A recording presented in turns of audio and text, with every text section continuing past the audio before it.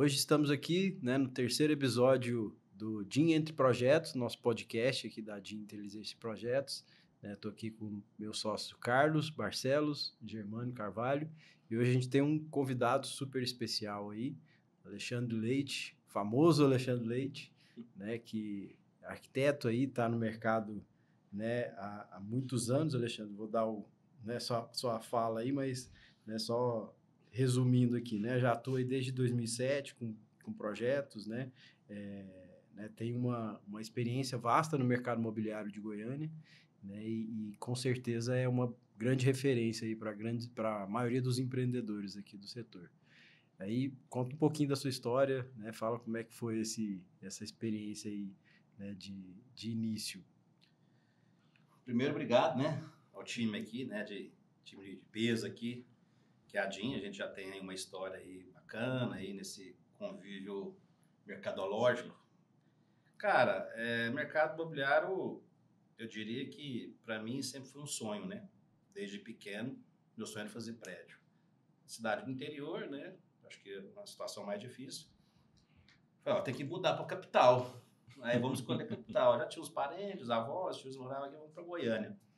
E aí a gente veio para Goiânia e começamos a história. Eu comecei em 98, a faculdade em Goiânia, formei em 2002, e de lá para lá sempre focado no mercado imobiliário.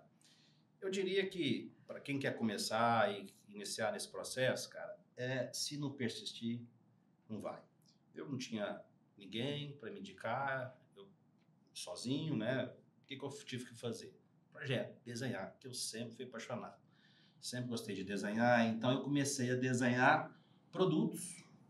Claro que não tinha experiência ainda, mas eu tinha o sonho, a vontade, né? E aí um incorporador acreditou no meu projeto, e de lá para cá a gente aí tá com uma meia dúzia aí de projetos aí no mercado. O mercado imobiliário, no ponto de vista, para mim, né, que sou formado, eu diria que é um mercado carente. A gente tem hoje uma demanda gigante no escritório. Eu acho que para quem quer apostar, é um bom mercado, é um bom produto. A gente tem... Goiânia tem muito para crescer, né? Quando você pega grandes capitais aí, cara, a gente está assim, inclusive, como já estamos, né? Então, o profissional que busca se posicionar, que queira entrar no mercado, eu diria que é um mercado que te impulsiona para uma vida e uma qualidade de vida muito bacana. Você tem grandes contratos, né? É claro, grandes pressões também, mas eu diria que nós estamos assim, num momento muito bacana, né? Não só no Centro-Oeste, mas no modo geral. Eu diria que o mercado está aberto, né? Mas não é fácil, né? É um processo, tem que ter paciência, tem que ter inteligência, persistência, entender que tem o seu momento, a vida nada é ladeira abaixo, um degrauzinho de cada vez, conhecer dos processos, conhecer dos materiais, das ferramentas, né? Não dá mais para fazer projeto em programas assim ultrapassados, senão então a gente tem que olhar para frente, buscar essa vertente, acreditar naquilo que faz e diria que a arquitetura hoje sim tem demanda, tem mercado. Eu acho que falta bons profissionais, a evolução não para, mas eu diria que eu sou apaixonado no que faço por amor, não paro de estudar, não paro de aprender. A gente está sempre aprendendo com vocês, com os clientes, com os erros, né? E a vida é isso, é um processo dinâmico que a gente precisa dele para a nossa sobrevivência e que no final a gente foca no sonho, né? E acho que a arquitetura é um grande sonho que eu construí, apostei e estamos satisfeitos aí com essa história. Maravilha. E dentro desse contexto aí que você comentou, né,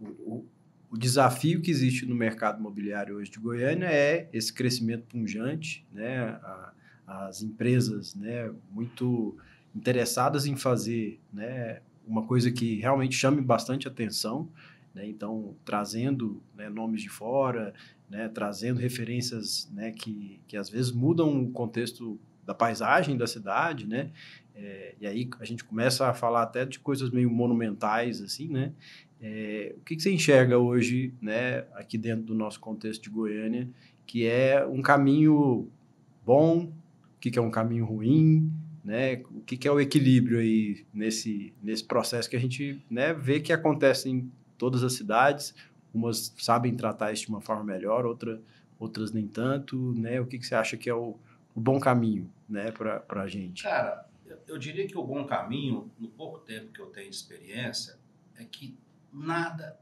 é para sempre, né? A gente está num mundo hoje que tem que ter mudança, né?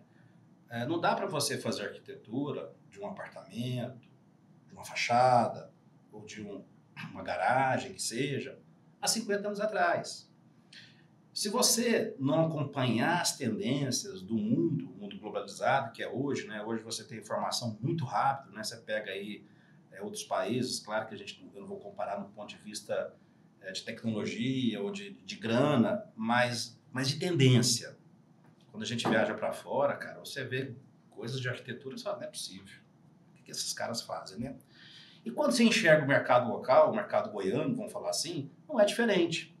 É claro que a dosagem para cada situação vai de acordo com o bolso também. Porque não adianta a gente querer fazer uma arquitetura totalmente arrojada, diferenciada, e não ter quem comprar.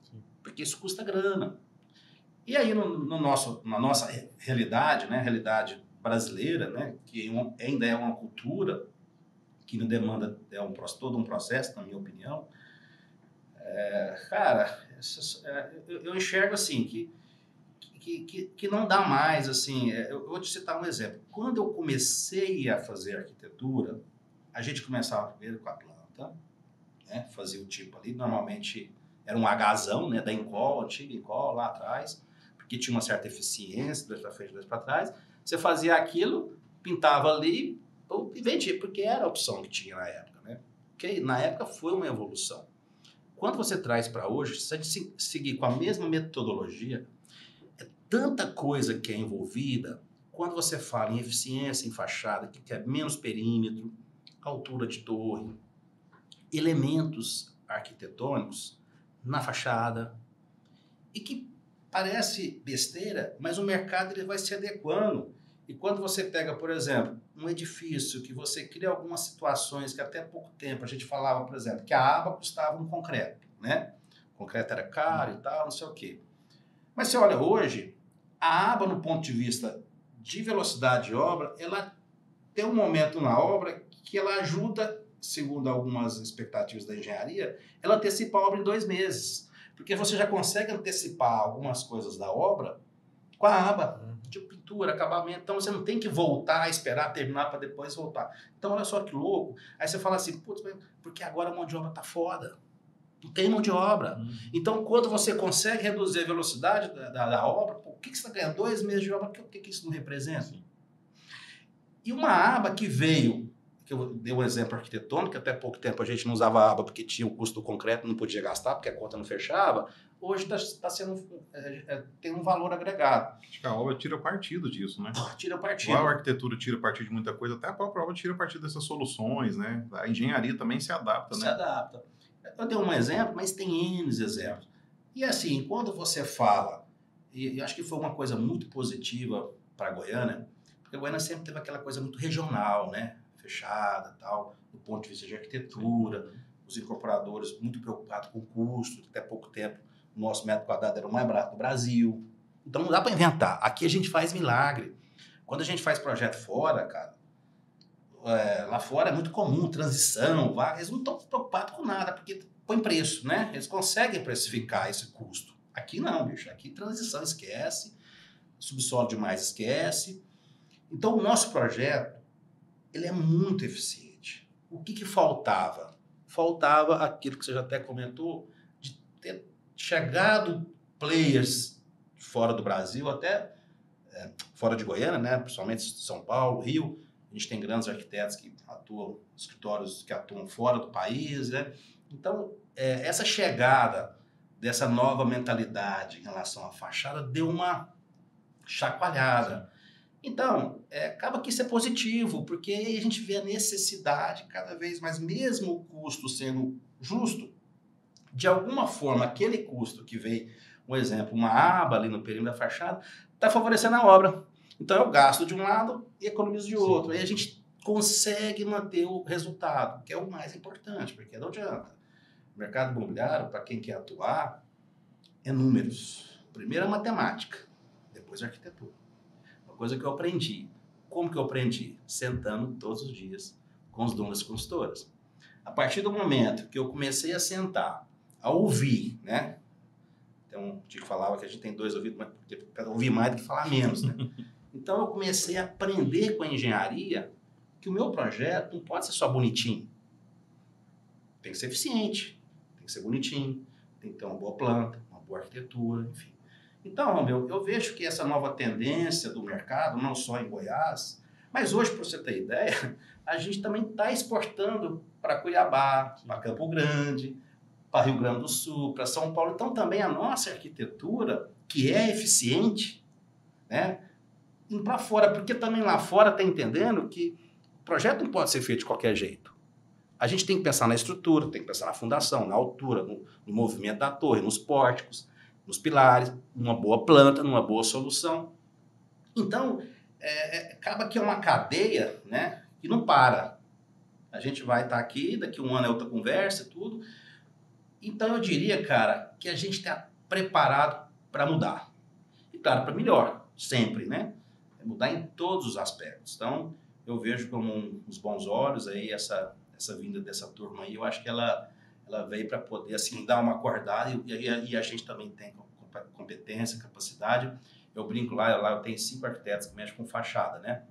Com essa vida aí, quando a gente começou a entender que está vindo arquiteto de fora, eu falei, opa, vou abrir um braço aqui e vou treinar. Fiquei 1 ano e meio treinando, comecei com 2 arquitetas, treinando desenhar arte com técnica. Porque o mais difícil é você fazer uma boa fachada, bonita, estética, mas que casa com custo. Perfeito. Né? Cara, esse é o nosso desafio aí.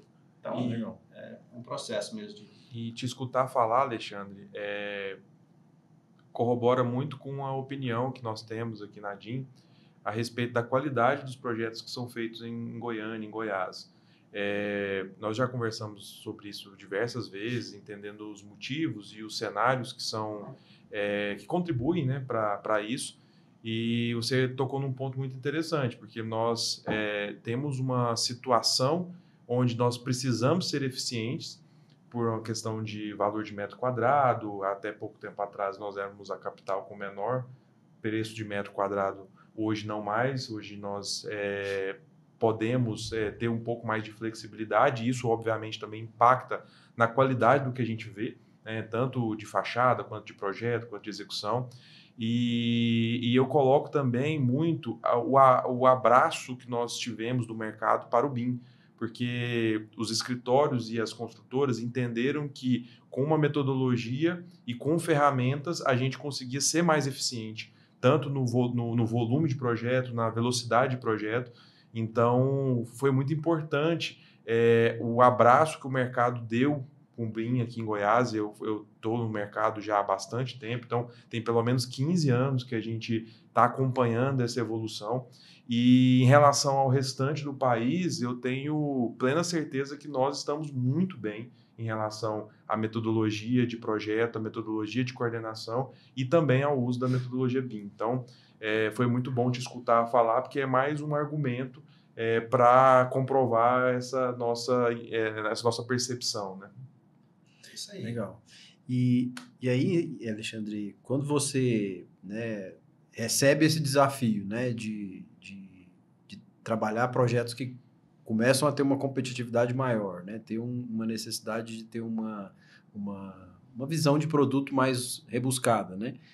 Como é que foi, né, exatamente essa questão do BIM, né, na vivência ali? O que você sofreu aí nesse processo? Porque a gente sabe que todos os escritórios passaram por algum desafio, alguma jornada difícil, até chegar nos benefícios. Eu tenho algumas histórias engraçadas, né? Porque, eu falo, a gente entendeu que o mercado imobiliário a gente tem que mudar, né? Sim. Não dá para você fazer. Eu comecei na minha cidade do interior, com 13 anos de idade, eu trabalhava numa prancheta. Era na época, era na quina, né? Acho que ali eu desenvolvia a técnica de fachada, de desenho à mão e tal.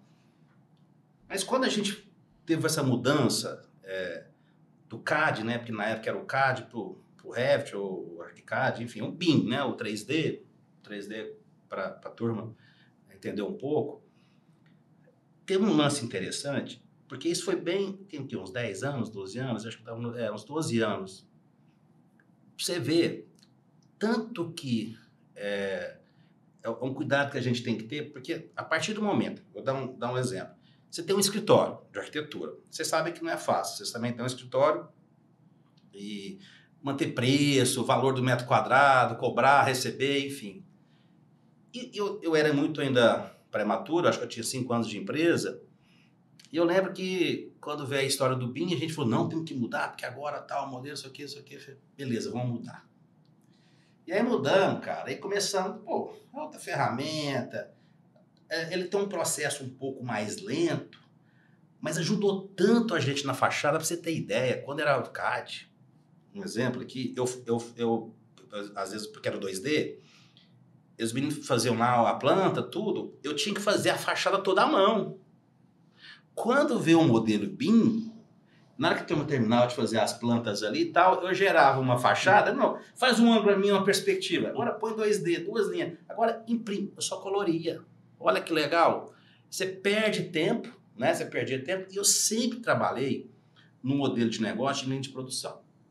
Então, o meu time, eu estou tentando, né? A gente sabe que não é fácil, porque envolve criação, e criação a gente não mede tempo, não dá para você medir. Mas eu sempre tentei trabalhar numa linha de produção muito rápida. Eu fazia desenho de faculdade, desenho à mão, eu fazia perspectiva para... Gente, na escola, porque eu falo, eu estudava na época da mão, né? E fazer a mão sempre é mais lento, porque você tem que colorir, esperar secar a tinta. Sabe o que eu fazia? Eu fazia lá de 20, 30 arquitetos. Teve um ano que eu até troquei de carro, fazendo desenho dos estudantes. Tem que pagar uma grana desesperado para formar, né? Já o nego rico. Já formar dinheiro não é o problema. O que eu fazia? Nossa, eu tenho 12 alunos aqui. Aí o que eu fazia? Eu desenhava à mão, aqui é a fachada de uma casa, aqui é do museu, aqui do teatro, porque tinha que fazer um trabalho de TCC e você tinha que apresentar um desenho bonito, né? Eu vinha colorir o verde de um, esperava secar. O verde do outro, mudava o verde do outro, mudava, esperava secar, voltava no outro, vinha no amarelo, fazia uma noite, fazia. Então, eu fazia uma dinâmica que às vezes eu fazia. Linha de produção, né? Linha de produção, porque eu tive que fazer isso. O BIM é a mesma coisa, cara. Quando o BIM veio, isso aqui, puxa, até arrepio. É outra ferramenta, é um sonho, né? E você sabe melhor do que eu, porque vocês vivenciam isso o tempo todo. A gente faz tudo hoje, a gente pode até entrar um pouco mais de tempo, mas você sabe qual foi o erro nosso? Que aí é porque assim, a gente cobrava um preço no AutoCAD, quando veio o BIM, cobrava o mesmo preço. Fudeu, né? Zero.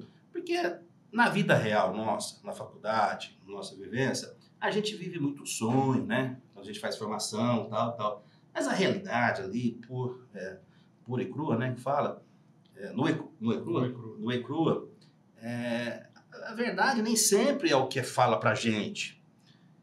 E o que aconteceu? A gente tinha uma ferramenta excelente, cara, porque a gente sabe que é muito mais caro que o AutoCAD, e nós não precificamos. Você sabe quando eu fui aprender, que eu até brinco às vezes com alguns parceiros aí, arquitetos que têm escritório igual a gente, eu falo assim, a gente aprende muito com o pessoal lá fora.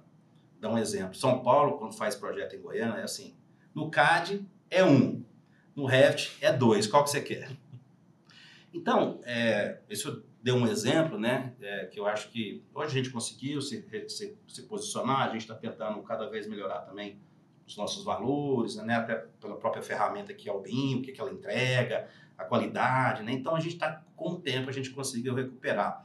Mas é um processo tão complexo, cara, você ter uma empresa, você crescer, você precificar, mas quando você olha assim para a ferramenta e fala assim, nossa, cara, que show, né? E a gente só vê que só melhora, né? Então a gente hoje, 100% dos nossos projetos é do BIM, a gente não faz mais nada no CAD, a gente recebe muita coisa no CAD. ainda de alguns escritórios, enfim, a gente sabe que é uma coisa lenta, porque são problemas caros, a gente tem um custo alto hoje na empresa, enfim. Então, mas eu diria, Romeu, que não dá mais para ficar sem, né? Acho que você sabe melhor do que eu a importância que é essa ferramenta, o que ela faz. De mamana caducando, acho que ela está sempre ali ajudando a gente. Exatamente. E a gente percebe que esse custo de implementação que todo escritório sofre, seja de engenharia, seja de arquitetura, seja de coordenação, nós passamos por isso. Hoje o mercado goiano ele é muito maduro em relação ao uso das ferramentas, da metodologia BIM.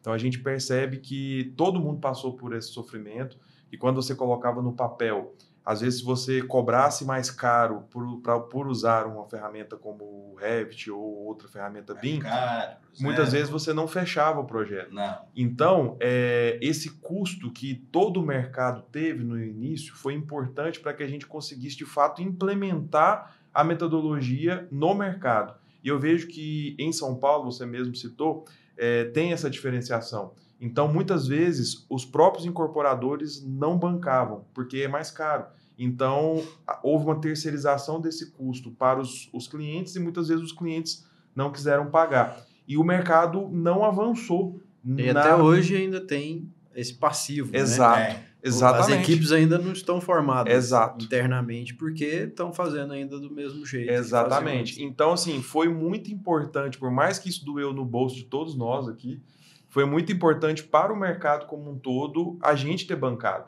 Porque hoje nós temos uma velocidade, uma qualidade do que nós fazemos muito maior. Então, aí até eu faço um agradecimento a todos que há 10 anos, há 15 anos atrás, abraçaram o BIM, de fato, para que a gente conseguisse chegar hoje a ter uma coordenação em BIM. Porque há 5 anos atrás, há 10 anos atrás, era praticamente impensável. É um monstro, né? Exato. Há 5 anos atrás, a gente estava batendo cabeça, mostrando para o mercado a importância do trabalho de uma coordenação BIM. Hoje, nós estamos aqui sentados numa mesa, chamando pessoas importantes do mercado para conversar num podcast sobre isso. Então, a gente percebe essa evolução e a gente agradece muito todo mundo que, de fato, abraçou o BIM nesse tempo, sabe? Sabe que não é fácil. Não mesmo. E aí, Alexandre, né, assim, então, a questão do BIM, né, obviamente que ela tem esses desafios, né, de implementação, mas a consolidação do projeto, ela passa, né, vamos falar assim, de forma independente a ferramenta, trazendo, obviamente, mais produtividade, mas que existe um desafio, né, de você trazer essa lógica, né, que, como você falou, né, parte do número, parte da matemática, para depois você trazer uma estética, e aí você também, né, encaixar isso com outras disciplinas, né, que né, estrutura, instalações, etc., vão trazer desafios que vão ficar sempre puxando, né, a sardinha para o lado deles, né, e que às vezes pode levar você a diminuir, às vezes, né, ou uma parte numérica, que eu acho que é uma condição, né, de ponto inicial, assim, eu acho que de negócio, né? Uma premissa, né? É uma premissa que eu acho que é importante, né, e que acho que todo empreendedor que busca um bom projeto está olhando para isso. E, ao mesmo tempo, não perder também a estética, né? E o impacto que isso tem na vida das pessoas, né? Que a arquitetura, querendo ou não, gera esse impacto, né? Como é que, né, foi o desafio aí de quando as outras disciplinas entraram no meio desse esquema? Cara, sonho. Claro que você colocou, acho que nós praticamente hoje é 100%, sim, né? Eu acho que é um ou outro que entrega. Mas, meu, o BIM, ele é tão fantástico, ele é tão eficiente, que, pra você ter ideia, eu acho que nós goianos, os escritórios de Goiânia, estão muito mais à frente que boa parte do Brasil, né? Até hoje a gente faz algumas parcerias fora, a grande maioria é AutoCAD, cara. O tempo todo ele está recebendo AutoCAD. Claro que ela, em tese, aparenta ser mais rápido, mas não é. O BIM, por que eu acho que Goiânia foi um dos primeiros aí a, assim, tomar conta dessa ferramenta? Porque ela é uma ferramenta que te mostra tudo. A gente não pode errar. Não pode ter erro a obra, quer dizer, instalações, coordenação, compatibilização, todo mundo tem que estar sintonia. Então, quando você faz um modelo, você já faz um prédio, cara. Você rotaciona ele na tela. Você olha para cima, você faz um corte, faz isso, faz aquilo. Acho que foi ontem, também, eu falei assim, o arquiteto aqui tem que passar uma viga, cara, ó. Aqui não pareceu isso, não, é mesmo, tem que corrigir. Mas porque a imagem me mostrou. Porque você não consegue ver só em 2D tudo. Eu fui treinado, né? Minha mente é treinada, porque eu a vida inteira fazendo 3D, então a gente bate o olho, sabe o que fica legal, o que não fica, né? Mas a ferramenta, cara, você modela ali, você mostra tudo, tal, é fantástico, mostra tudo. Por quê? Porque nós temos que ter eficiência, resultado, vagas, menos garagem, menos área comum, mais privativa, menos custo, menos contenção, menos estrutura, menos fundação. Pô, o BIM. Você consegue enxergar tudo. O papel não te mostra o 2D. O CAD não te mostra isso. Então, para quem está começando em corporação independente, tem que focar e buscar escritórios que, no mínimo, pensam em BIM. Se não, esse dia eu estava sentando com um cliente, né? Ele falou assim, tem um engenheiro aí e tal, não sei o quê. Citar nomes no meu caso. A gente parou de trabalhar com ele, porque ele falou que não ia fazer BIM. Então o mercado corta, não tem jeito, não tem volta. E a gente nem sabe o que vai virar, né? A inteligência artificial também, depois deve até falar alguma coisa sobre isso, mas, cara, é uma loucura, é uma loucura. É um processo muito legal, muito rápido, muito dinâmico, eu acho muito eficiente. Claro, ainda vai ter erros, mas bem menos erros. Nós que trabalhamos com coordenação de projetos especificamente, né? Isso é uma ferramenta que para a gente é imprescindível. Né? Inclusive, assim, o nosso mote da empresa é a coordenação em BIM. A gente nasceu... Se a gente não tiver... A gente nasceu em BIM, né, Carlos? Exato. Se a gente não tiver, pelo menos as disciplinas principais, né? Assim, não vou nem falar as principais, mas se a gente não tiver pelo menos 90% das disciplinas em BIM, a gente não consegue atuar. Não que nós não conseguimos. Eu, particularmente, eu já vim de uma compatibilização e coordenação em 2D. Eu comecei lá atrás em 2D. Trabalhando para a Brookfield, hoje nem existe mais, né? Fazia a compatibilização para a Brookfield, né? Depois, na verdade, antes para a MB Engenharia, depois para a Brookfield, quando a Brookfield incorporou. Então, assim, minha escola foi ali, fazendo marcação de furos em 2D, fazendo compatibilização em 2D. Então, quando a gente começou a trabalhar com isso em 3D, a gente viu um avanço que isso aí não tem mais volta, Alexandre. É um caminho sem volta. Vou te dar um outro exemplo da ferramenta, né, do BIM. Você sabe mais do que eu. A gente já tem alguns incorporadores fazendo o executivo antes de lançar. Mas por quê? Porque o BIM oferece, cara...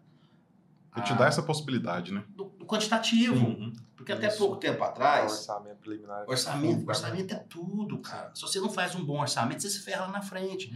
Depois da pandemia, você vê a pandemia... Quem lançou no início da pandemia, cara do céu, ó... Foi um sufoco para terminar a obra, porque os preços aumentaram, já tinha vendido tudo, não tem como mexer em contrato. O cliente também não... Está incorporado. E aí, por quê? Tudo bem que não foi só questão da ferramenta, mas foi questão a gente teve essa situação triste, uma pandemia, bagunçou tudo.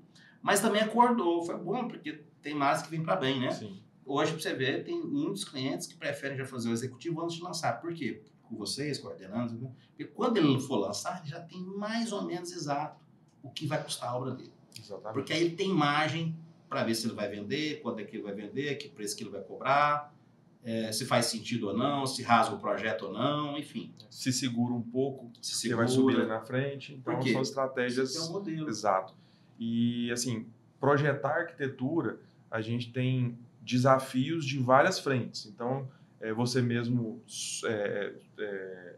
pontuou a questão do numérico, né, da viabilidade. Isso está diretamente ligado com a legislação, com o plano diretor, com as normas de cada cidade. Então, quando a gente tem uma atuação do seu escritório, por exemplo, em várias cidades, é muito complexo você entender as particularidades de cada lugar. Porque o que viabiliza aqui, muitas vezes não viabiliza em outro lugar. E esse desafio, até com o cerne da pergunta do Romeu, esse desafio de como fazer esse link entre o que a gente precisa entregar de viabilidade e legislação com o criativo. Eu acho que esse é o principal desafio do arquiteto. e como a gente faz essa integração com as outras disciplinas e o quanto isso influencia no resultado final, né? Então, fala um pouco para a gente sobre esse desafio, como que vocês tratam isso no escritório. Cara, todo projeto fora é sempre um desafio, né? Não tem jeito, enfim.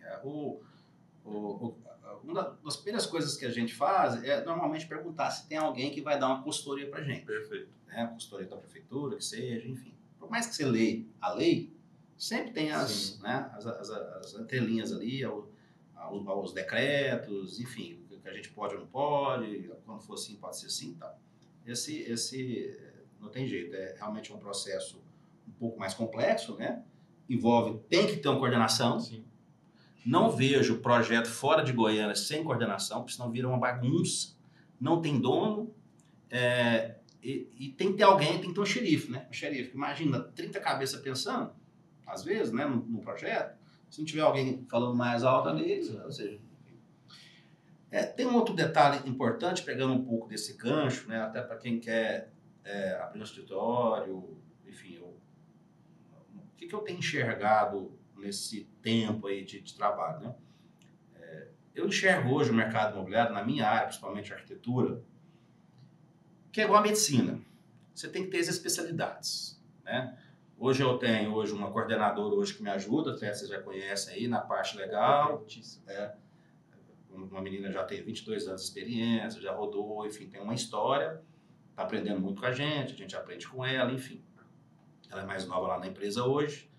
E aí, no escritório, eu decidi ter 5 áreas, 5 negócios. Porque outra coisa positiva numa empresa, né? Primeiro eu enxerguei o foco. Qual é o meu foco? Mercado imobiliário. Então, 95% do nosso negócio é mercado imobiliário. Vai mexer com casinha? Cara, não fecha a conta. Quando você cria uma estrutura, quando você cria um escritório, é claro que eu não comecei assim, eu fui crescendo, né? Enxergando, treinando, pegando os melhores profissionais, valorizando, né? Hoje eu tenho meu time lá, como todos são PJs, todos são meus sócios, são amigos, a gente participa das premiações, eles compram apartamento também, não é só eu que compro. Então, eu tenho que ter tudo isso. E aí eu enxerguei o seguinte, que hoje, o que eu atuo hoje? Eu atuo hoje no projeto legal, onde eu tenho a frente ali, junto com mais uma, né, arquiteta, que foi recente. Eu tenho um executivo, eu tenho uma arquiteta fantástica, pega projeto de outros escritórios, Sim. fera, estamos crescendo também, que eu acho que é o principal projeto, é o executivo. Hoje, mais do que o legal é importante, questão legal, conceito e tal, mas executivo é a alma, né? É o resultado ali, é o detalhe, que você tem mais tempo, tal. Esses dois. A criação em fachada, a gente vê que foi impulsionado a criar, porque senão o mercado de fora te toma o seu espaço. Você tem que dar uma resposta. Então, a gente tem problema o tempo todo, né? Você tem concorrente, eu tenho, todo mundo tem. Você tem que buscar, às vezes um amigo liga, o escritório, chama o que você está fazendo aí. Cara, eu estou fazendo isso. A gente conversa com alguns amigos aí que tem a tua mesma área. A importância de você diversificar. Aí eu tenho a parte de reaprovação. Hoje a gente tem uma quantidade boa de projeto em desenvolvimento, de projeto aprovado e de projeto lançado. Então, a gente sabe que a dinâmica é muito grande. Não dá para o arquiteto do legal, tá lá na ponta, vir corrigindo um projeto e 3 anos atrás, 4 anos, rapaz, isso vira uma confusão, o cara fica triste, estou perdendo tempo, dinheiro. Então, a gente criou um braço de reaprovação. Até fazendo um adendo aí sobre essa questão, Alexandre, é uma coisa que a gente tem participado mais ultimamente, da questão da reaprovação. Porque como a gente está conduzindo esse processo, né, do desenvolvimento do projeto durante, né, o executivo, durante a execução, né, dos projetos que vão dar vida, né, para o prédio, né? Porque assim, o prédio não vai funcionar sem esgoto, não vai funcionar sem eletricidade, sem estrutura, vou deixar ele em pé. Então tudo isso ele modifica, né? Mesmo que a gente não queira muito, ele modifica o legal um pouquinho. Então acaba que ele tem que ser adaptado mesmo. E a gente percebeu que, a gente até teve contato recentemente com a equipe de vocês lá sobre a questão da reaprovação, a gente achei até interessante essa questão. Que realmente, de fato, o arquiteto que concebeu lá atrás, às vezes nem lembra, né, de algumas situações. E ele também não acompanha o processo do executivo.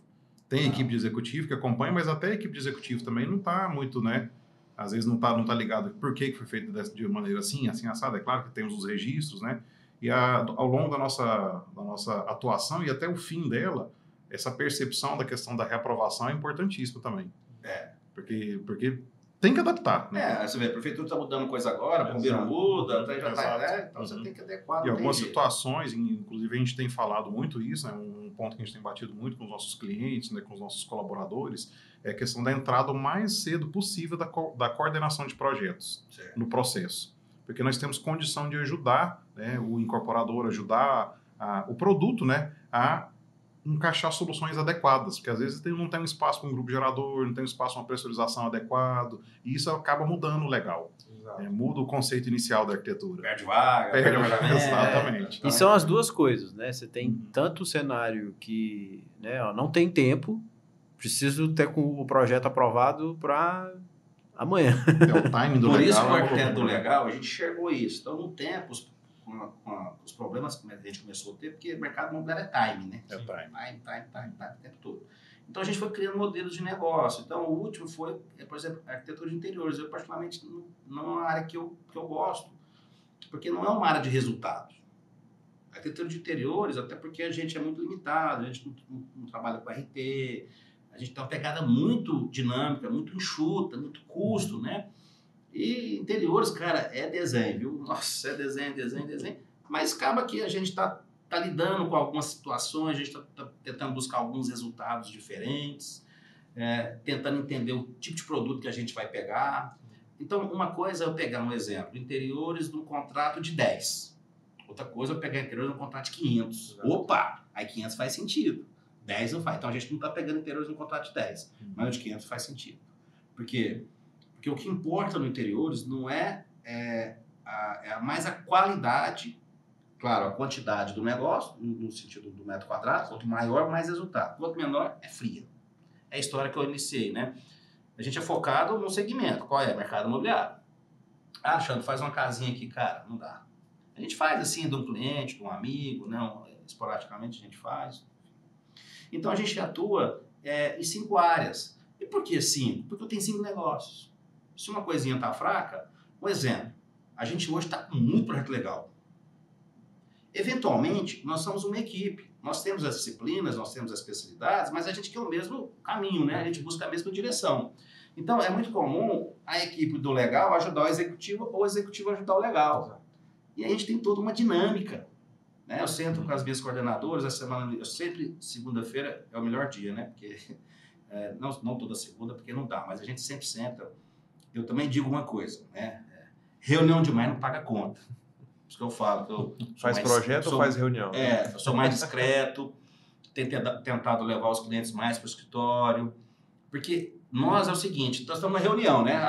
Vocês, eu, né? Que vocês estão na mesma área, né? Aí os caras falam assim, reunião, todo mundo lá, tal. Aí, olha, Alexandre, você faz isso, faz aquilo. Jim, faz isso, faz aquilo.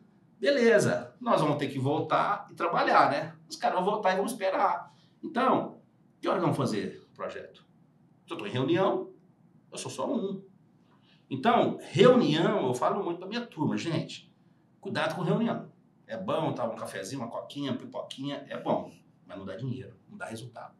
O resultado não pode ser só para o incorporador, não pode ser só para o consultor.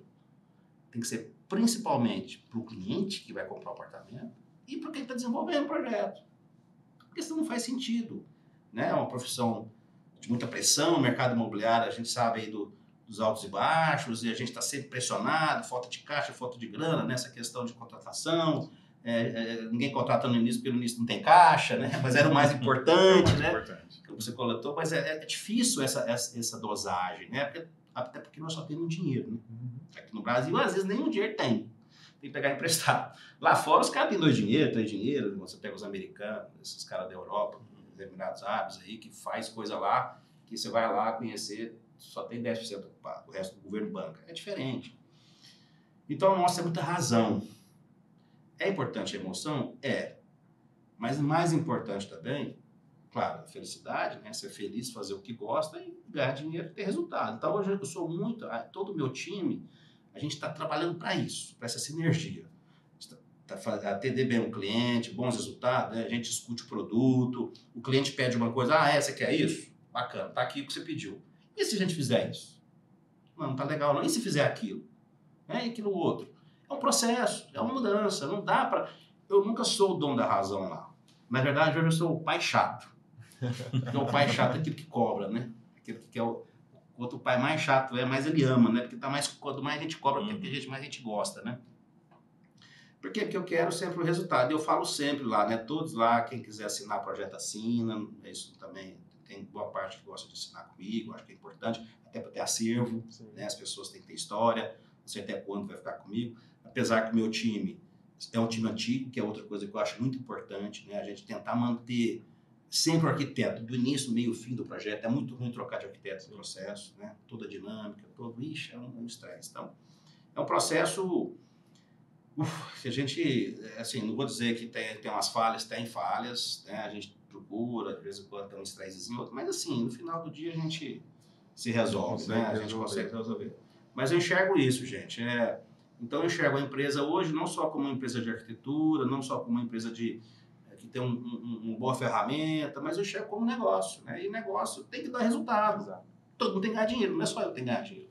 Todo mundo ganha dinheiro lá.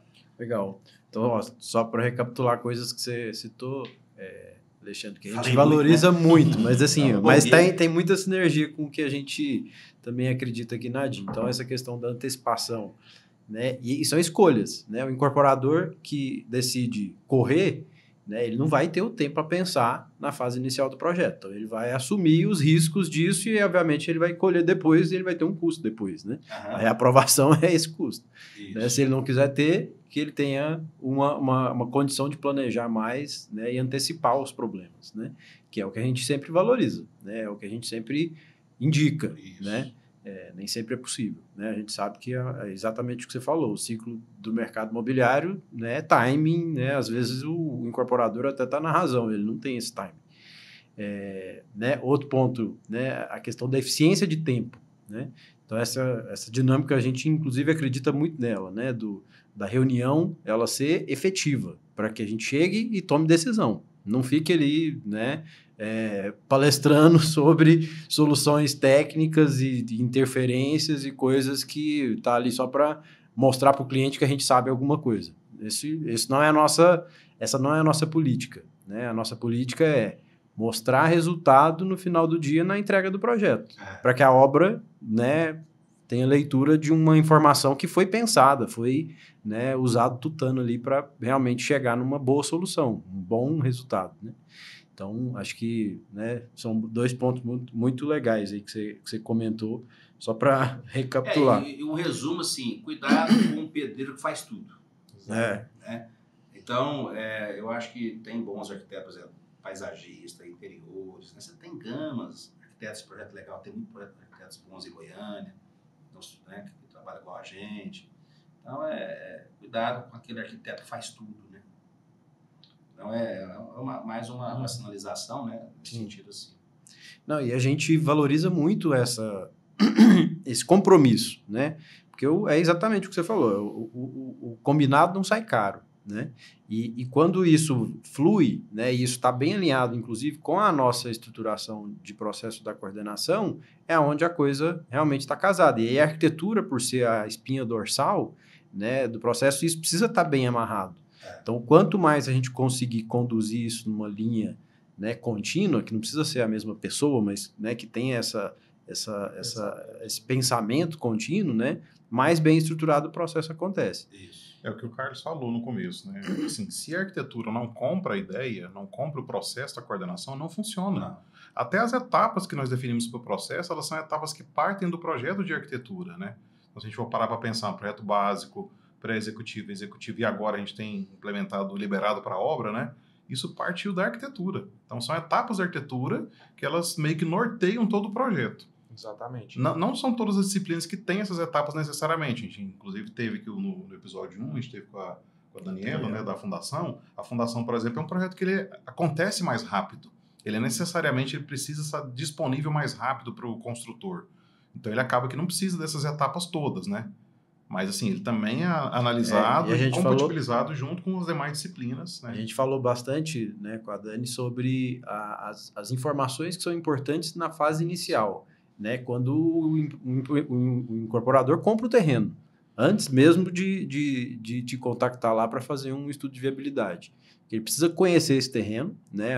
O solo vai trazer um monte de informações e às vezes o input que você vai receber vai ser a espessura lá da contenção e que você tem que dar um jeito depois de colocar as garagens lá. Então essa informação ela precisa, né, tá traduzida no seu projeto. Seja ela, toma cuidado, não vamos fazer 2 subsolos, porque 2 subsolos vai te custar caro, porque o limite de ocupação é X, o solo lá vai ter O lençol freático aflorando, né? Aquilo que você falou, o negócio é o custo no final, né? Então, aí, voltando lá naquela questão dos números, né? A matemática tem que fechar. Legal.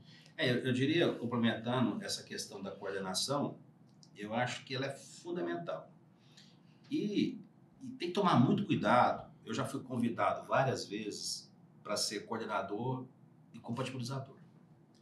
Aí um dia eu tentei escorregar daqui, escorregar dali. Um dia eu cheguei e falei, tá bom, vamos trocar uma ideia com você. Aí eu fui pessoalmente nessa arquiteta da consultora. Eu falei assim, como é que eu vou coordenar e compatibilizar o meu erro?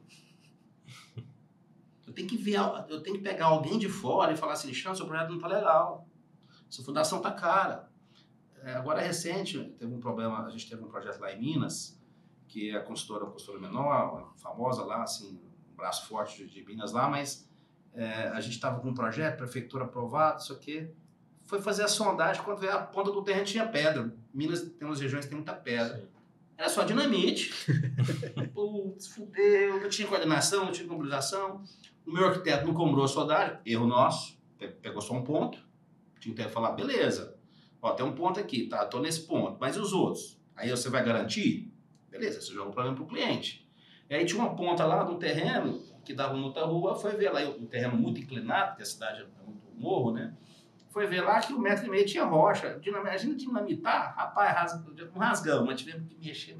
Aí nós perdemos tempo, criou uma situação chata, porque não tinha um coordenador, não tinha um computador, não tinha ninguém cobrando, eu também não cobramos, foi aquela coisa. Então, gente, é muito importante ter alguém coordenando e compatibilizando. E acho que é mais importante que isso também, Alexandre, acho que a coordenação tem que ser neutra. Ela não pode estar envolvida com nenhuma das partes. Não. Eu, particularmente, eu já trabalhei no escritório de arquitetura que tinha coordenação interna, já trabalhei em escritório de instalações que tinha coordenação interna também. Isso não funciona. Não funciona, meu esse rinha escondido. Não tem como. Como que eu cobro? Como que eu cobro o meu superior, por exemplo? Como que eu cobro o meu chefe? Não tem jeito. Então você tem que ser neutro. Né? Você tem que ser um cara que não está nem aqui nem ali. Obviamente, você é contratado pela construtora, né? Você vai ser orientado, né? Algumas questões, né? Alguns pormenores, mas você tem que ser neutro. Eu brinco que o coordenador de projetos, Alexandre, ele tem que escutar todo mundo para conseguir absorver as necessidades de todas as disciplinas e ele tem que manter uma boa relação ao ponto de chegar e falar, cara, eu preciso que você me entregue no prazo. O que está faltando? Deixa eu te ajudar. Então, é muito difícil uma figura assim interno dentro dos projetos, dos escritórios de projeto. E a gente tem diferentes tipos de coordenações. Então, a coordenação que nós estamos falando aqui, que é uma coordenação BIM, que é uma coordenação externa, que é uma coordenação voltada para o fluxo e a integração entre todas as disciplinas, é um tipo de coordenação. Uhum. Mas você mesmo já citou, você tem uma coordenadora interna que coordena o seu time. Outros escritórios de engenharia, de arquitetura, eles precisam dessa figura, porque essa coordenação interna já adianta o ajuste de vários itens que não precisa chegar na entrega. E também uma outra figura que é muito importante a gente destacar é o coordenador interno dentro das incorporadoras e construtoras, que tem um papel diferente do nosso. Então, são muitas frentes de coordenação que nós sozinho não conseguimos fazer e nem podemos fazer, porque não tem como eu responder internamente pelo meu cliente, e não tem como eu entrar nos escritórios que prestam serviço para os meus clientes e fazer uma coordenação do time dele. Então, são muitas frentes de coordenação. Eu acho que, inclusive, isso é um tema que a gente tem que tratar em um episódio, porque desmistificar a coordenação. A coordenação, elas são várias frentes e exigem que ela esteja presente em todas as etapas do processo. Né? Bom, então, mudando um pouquinho o nosso enfoque, né? Falando um pouquinho do mercado imobiliário de fato aqui, de Goiânia, né? O plano diretor e essa coisa da paisagem urbana, né? O impacto que a gente acaba tendo, né? Com os nossos produtos. Os nossos clientes, obviamente, tomam a decisão de materializar, né? Esses empreendimentos, mas o que você enxerga aí para o futuro hoje da cidade? O que você acha que é importante priorizar, né? Enfim, falando para o incorporador e para o empreendedor, né? Quais são os pontos que você acha que são importantes que eles tenham consciência e razão em cima de um negócio que, né, vai ter impacto, né, na cidade? Essa mudança do plano diretor, eu acho que ela foi fundamental nesse novo cenário, né? Antes a gente tinha o céu era o limite, esse era o lema, né? Então, ou seja, 10, 12, a gente mesmo cansou de fazer lá 10, 11 vezes o terreno. Cara, aí é torre alta, é carro, é impacto, é obra, enfim, é um troço de louco, né? Talvez era o coeficiente maior do Brasil, né? Até porque o preço era barato, então você tinha que compensar na área privativa, né? Mas nesse último, acho que a gente chegou no ideal para mim, que eu acho que 5 a 7,5 é um bom número. Eu acho que 3 é pouco. Algumas cidades no Brasil aí, a gente trabalha com índice de 3, 3,5. Eu acho que essa conta é uma conta perigosa, Difícil né? de achar. Difícil. Pela espalha, Pela né? espalha e pelos custos, enfim. Eu acho que foi muito assertivo. A gente até participou na época lá, junto ao plano diretor. O tamanho de vaga também a gente melhorou um pouco. Acho que a gente teve alguns avanços aí. Acho que tem muita coisa para melhorar ainda. Eu acho que os incorporadores também estão muito conscientes. Os meus clientes, que a gente conversou a respeito de algo, eles concordaram, a gente teve uma conversa muito bacana, muito madura. Acho que foi até bom, porque a gente iguala, né, essa questão assim, do nível, enfim. A cidade, cara, a Goiânia é um capital jovem ainda, né? Tem muito para crescer ainda. Você pega outros players aí, o futuro de Deus pertence, a gente não sabe. Mas quando você olha o skyline de Goiânia, quando eu vim em 98 para cá, mudou muito, né? Uma cidade muito bonita, muito verde. A gente tem grandes referências em edifícios. Hoje tem gente de fora vindo ver os nossos prédios, quer dizer, gera turismo, gera receita, gera mão de obra, né? Hoje mão de obra falta, quer dizer, tá contratando, pegando gente na rua e treinando a obra, porque não tem, ou vem de fora. Então a gente entende que acho que tanto o governo e o município têm feito muito por isso, uma cidade muito segura, né? A gente hoje, graças a Deus também. Do ponto de vista de arquitetura, cara, é uma cidade sonhadora, né? Então a gente está vivendo aí prédios icônicos, referências do ponto de vista de estética, né? Não tem mais aquele concreto. Hoje você já vê alguns prédios com área verde, com paisagismo, que é questão um pouco da percolação da água, né? Então a gente tenta já, hoje tem 25% de floreira, acho que também já foi outra coisa positiva, para tentar absorver um pouco esse volume de água, que está cada vez mais intenso. Agora a gente ainda tem uma jornada aí longa de desafios, principalmente a questão do transporte, né? Aí é uma questão muito mais pública, tudo. Acho que o privado, quando entra, a coisa acontece. Mas a gente sabe que na parte pública ainda depende de muitas situações, da grana, enfim, da vontade ou do interesse de cada representante nosso. Mas a gente precisa olhar com cuidado, com carinho, a gente tem que, né, tomar cuidado. Acho que as vias já estão sendo mudadas, em alguns sentidos, né, até pelo volume de carro. Hoje a gente tem uma dificuldade de estacionamento, não só pela questão vertical, mas até pela horizontalidade mesmo, né? Os comércios vindo mais para a região próxima aos prédios. É a questão da mudança da política de estacionamento de caminhão de concretagem, né? Que foi meio que orientada, assim, os incorporadores até assustaram um pouco, né? Com o prefeito por conta da política ser muito diferente do que tinha antes, exatamente, né? Deixava fazer da forma como podia, né? E agora tem já algumas delimitações, né? Trazer isso para dentro do canteiro, então tem que pensar isso na fase de projeto, né? Para poder absorver isso. Isso. Hoje o Goiânia está muito pujante. Você pega o ADEME, o Sinduscom, essas empresas aí junto à prefeitura, pediram mais tempo de obra. Imagina esse tanto prédio que lançou na lei antiga e construir, como é que virá a cidade. A prefeitura entendeu, aumentou mais para 2 anos. Então, eu acho que a gente está amadurecendo muito. Eu acho que o mercado imobiliário versus cidade, público, é muito interesse, né? É muito interesse, muitas pontas. É difícil você enxergar ali, né? Agora, não tem dúvida que quando que a nossa cadeia aí de construção civil, o que prega, o que gera, né? De receita para o Estado, para a cidade, para nós. Eu acho que a gente é muito grato. a gente está num caminho bacana, tá bonito, claro, tem muita coisa para melhorar, mas temos que ter um ponto de atenção, principalmente nessa questão do trânsito, né? Do questão pública, uma questão mais urbanística, né? Mais urbana, vamos falar assim. A gente fica mais na moradia, né?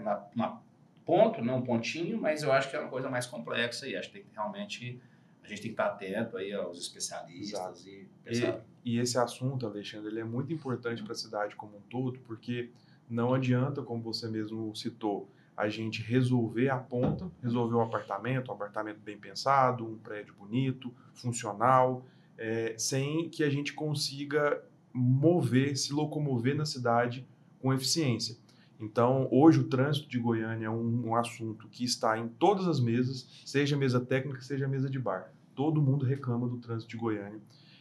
Obviamente porque a gente teve uma escalada em número de unidades, a cidade está crescendo, as regiões centralizadas estão verticalizando. Isso é muito bom, verticalizar é bom, a gente otimiza infraestrutura, a gente consegue promover o comércio local. E aí eu faço um apelo, primeiro para a sociedade, de tentar diminuir o uso do carro. Eu acho muito importante a gente pensar nisso. Começar a andar mais de helicóptero. E olha que o número de helipontos tem aumentado bastante na cidade.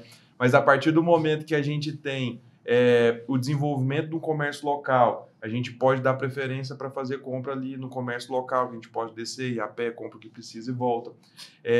Outro ponto também é fazer um teste em relação ao uso do transporte público, porque nós temos muito a melhorar com o transporte público, mas nós temos alguns corredores bem eficientes na cidade. E eu falo isso porque eu sou usuário. Então, eu vou trabalhar, vou para a DIM diariamente de ônibus e volto de ônibus. Eu tenho a sorte de morar num lugar muito centralizado, onde eu tenho o acesso ao corredor na rua de trás de casa. Perfeito. Então, eu pego um ônibus, ou acompanho pelo aplicativo, pego um ônibus, 15 minutos, 20 minutos no máximo, depois eu estou no meu trabalho e na volta da mesma forma.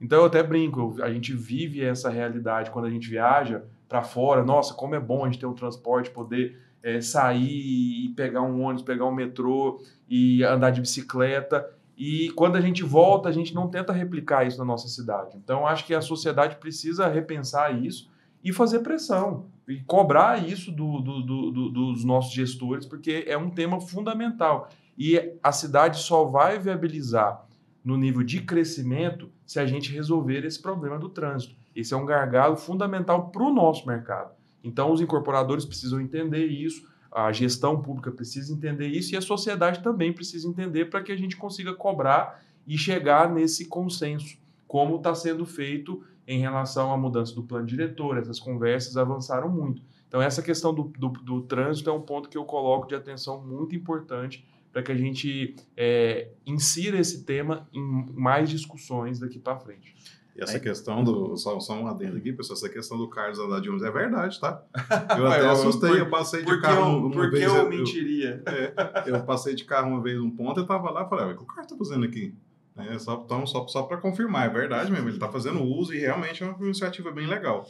E infelizmente eu não tenho, né, a facilidade assim, de ter perto da minha casa um ponto assim, que eu consiga, né? Mas eu achei interessante. Eu moro perto de carro. Totalmente errado. Igual você falou, a gente faz isso lá fora. Quando a gente viaja para fora, a gente usa o transporte. Por que não tentar fazer isso aqui dentro também, né? E aí, provocando um pouquinho nessa linha, Alexandre, sobre o centro, né? O que você vê de oportunidade para o mercado do centro, retrofit, né? Cara, esse tipo de eu acho iniciativa? Que está fantástico, está bacana, é um processo, né, dinâmico, tudo. A gente já lançou algumas coisas ali, estamos desenvolvendo outra, mas ainda faltam... Tem incentivos, né, enfim, mas é o centro, né? Eu acho que tem muitos prédios ali abandonados, porque não adianta só incentivar se você também não começar a melhorar a cara ali. É difícil, porque o centro hoje, se você for lá à noite, não tem nada, né? É morto, cheio de gente na rua ali andando, você dá até medo. Meus pais moram no centro, quando eu vou visitá-los, a gente percebe ali que você fica também aflito, que passa um, passa outro, andarilho, gente de rua pedindo dinheiro, essa coisa, então você fica um pouco preocupado com criança, né?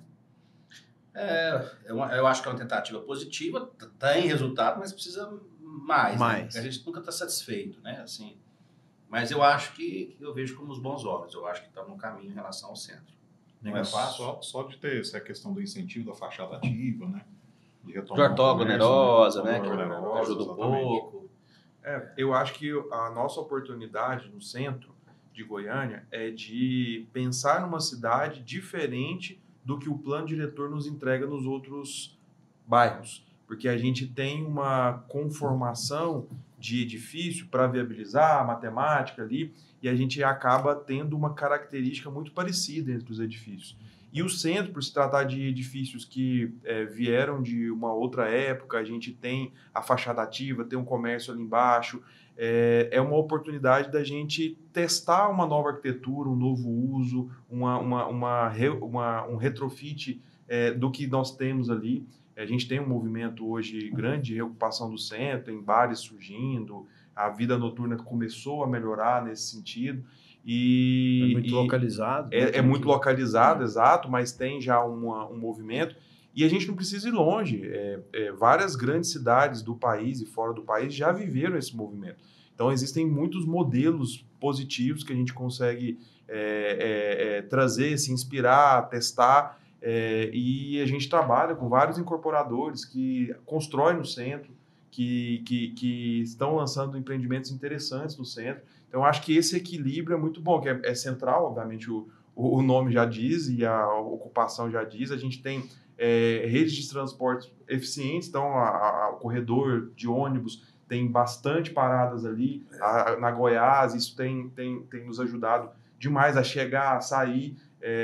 Então, durante o dia, a gente tem um volume muito grande de pessoas que vão para lá. À noite, a gente tem uma ocupação bem menor. Mas é isso, assim, eu acho que a gente está olhando para o centro hoje, tentando dar uma solução que daqui a pouco a gente vai estar olhando para o setor Bueno, a gente está olhando para o setor Marista, porque a cidade vai crescendo, vai tomando outros rumos, os prédios vão envelhecendo. Outros desejos, então é importante. Exato. Então é importante a gente olhar para a cidade e enxergar essas oportunidades, né? Goiânia tem os bairros centralizados, muito próximos um do outro. A gente tem essa conformação de cidade muito jovem, que apesar de ter crescido muito, a gente ainda tem um miolo, né? Os vários centros, né? A gente tem o centro de Goiânia como um ponto, aí nós temos outros bairros mais afastados que acabam tendo a sua centralidade. Campinas é um, né? Você pega ali para o rumo de Trindade, tem o Veracruz é outro. Então, são vários centros dentro de uma cidade só. E como a gente faz essa integração com o transporte? Como a gente consegue entender a característica e necessidade de cada um desses lugares? Como a gente vai trabalhar isso, né? Então, acho que é importante isso estar em discussão, porque a cidade vai evoluir, está evoluindo bastante e a gente vai encontrar muitos desafios aí pela frente ainda. E o mercado imobiliário ele está atento a isso, né, Alexandre? Tá. Sim. Ele está falando muito de mercado aqui, né? Então, só fazendo um vínculo com o que a gente está discutindo. O mercado está se esforçando, né? Sim. Ele está tentando fazer a parte dele. Uhum. Como você citou, Sim. o transporte já é bem melhor. O grande desafio nesse negócio todo é que, independente, não vou falar só o centro, porque fica parecendo que a gente não dá importância e tal.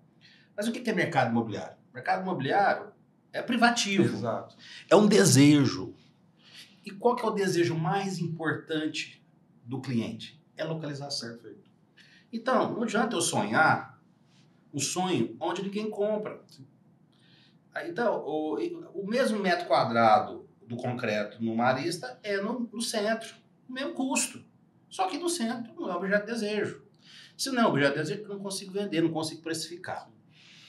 Não é só o centro, não. São vários bairros de Goiânia. O setor universitário já deu uma queda, você tem outros. Por mais que a gente senta, faz conta, não, vamos fazer esse bloco estrutural, não quero. Porque não tem uma estrutura barata. Não tem. Tem que ter incentivo, né? Se for para fazer isso, tem que ter incentivo. E é por isso que o poder público, nesse momento, ele precisa entender e ser sensível. Porque os impostos, do concreto, sei lá, enfim, um monte de coisa. Incentivos para bairros específicos, porque o planejamento da cidade como um todo não dá para ser localizado num ponto ou outro, né? Então, como a gente vai incentivar a ocupação de um bairro que precisa ser ocupado? Então, o poder público precisa olhar para isso também, em parceria com o privado, fazer acontecer. Isso. Eu tô falando um pouco de romantismo, né? Meus pais moram no centro, minhas irmãs moram no centro, eu moro no Bueno, até porque próximo do meu escritório, é questão de, como eu falei para vocês, eu penso numa empresa, numa linha de produção, Sim. Cada minuto do trânsito é o minuto a menos no projeto, né? Mas não adianta eu querer ser romântico se o mercado não compra, não tem jeito. O sonho era o seguinte, beleza, eu consigo ganhar o mesmo dinheiro vendendo metade do preço lá no centro, aí seria um grande incentivo, através de impostos, não só de ortoga ou de fachada ativa, eu acho que teria que ir além, né? Porque é foda, cara. Assim, a gente pensa, os incorporadores aí, cara, é uma vida... Sim. É uma luta, né? Quem mexe sabe. Não é brinquedo, não é para amador. Não é. Então, acho que o centro, não só o centro, mas no Campinas, no entorno, né? No modo geral, não é fácil. Não é fácil. E você colocou de uma forma muito clara, assim, e é isso mesmo. Se não tem incentivo, vai crescer, o crescimento vai acontecer onde tem mais incentivo, seja com metro quadrado maior, onde viabiliza a coisa. Onde tem mais desejo, né? Exato, onde o cliente vai onde ele realmente quer estar, a localização é o que manda. Exatamente. Legal. As pesquisas falam o seguinte, assim, a gente conversa, né? O que é o mais importante, né? Que a gente entende. Primeiro é a localização, não tem jeito. Esse é terreno bom, esse não tem erro. Frente ao parque, frente à praça, nascente, enfim, regiões cheias de serviços, né? De facilidades. Não adianta, o povo, a vida é corrida, todo mundo quer facilidades, quer comodidade, quer ganhar tempo e tal. Beleza, esse é o ponto. Mas não é só isso que você tem que olhar. Aí, qual é o outro negócio? O que o cara cai? Além da localização, ele tem que falar o seguinte: beleza, eu estou comprando aqui, mas o mais importante é que depois ele também quer comprar no local que ele sonha, mas ele também espera que ele vai ter uma valorização. Sim. Será que na periferia vai ter valorização? Aí é um outro ponto. Terceiro, planta, projeto, produto. Tem que ser bom. Não importa onde que seja. Se for um produto ruim na localização ruim, é um problema. Até porque vai ter outro concorrente que vai ter uma planta melhor e tá brigando ali diretamente. Que é da nossa cultura. Você vai no Instagram, você vai no televisão, tudo é assim. Você tem que ganhar, tem que fazer aquilo, não sei o quê, coisa que põe na nossa cabeça, capitalismo, rentabilidade, lucro, todo mundo pensa isso agora. Essa é a conta. E de qualquer um. De arquitetos, engenheiros, vereadores, prefeitos, todo mundo pensa na rentabilidade, pensa no resultado, pensa numa aposentadoria, não adianta. Aí você vai onde você se sente mais seguro, né? Porque a gente brincava muito assim, né? Trocar figurinha. Não, o problema não é trocar, o problema é perder figurinha, né? Então não dá pra você perder mais figurinha. Antigamente a gente trocava a figurinha, beleza, empatou. Mas agora perder, no mercado de hoje competitivo, né? Um monte de players aí, e a gente é referência nesse aspecto, não é brinquedo. Então, é um processo realmente assim, complexo, assim, nesse sentido de não é fácil, né? É uma dinâmica, precisaria de muito, talvez o tempo, né? Acho que a gente é muito novo ainda, na cidade, acho que tem muito ainda para acontecer. Né? Perfeito. Legal. Bom, agradecer, Alexandre, Já? demais pela oportunidade, né? A gente tratou aqui sobre muitos assuntos, mas, né, agradeço demais aí pela participação. A gente abordou muito sobre muita coisa que a gente acha que tem bastante alinhamento, né? E, né, estamos aí disponível para parcerias e para as próximas. Parabéns aí pela iniciativa da DIN, né? Eu acho que isso é muito bacana. Eu quase nem sempre apareço, né? A gente estava conversando e fiquei muito empolgado aqui, até falei muito, acho que até falei besteira também, mas fiquei muito feliz aí pelo convite. Acho que a gente pôde aí passar um pouco da nossa história, da nossa trajetória, aí a gente sabe que não é fácil, né? A gente sabe aí esse bate-papo aí, até para a gente poder dar uma chacoalhada. Mas muito obrigado aí pelo convite, estamos juntos, pode contar, estamos sempre juntos, né? Estamos sempre juntos. Vocês falam mais com o meu time lá, né? Que eu sou meio paixão, eu fico mais ali nos bastidores, né? Vendendo meu peixe, meu pão.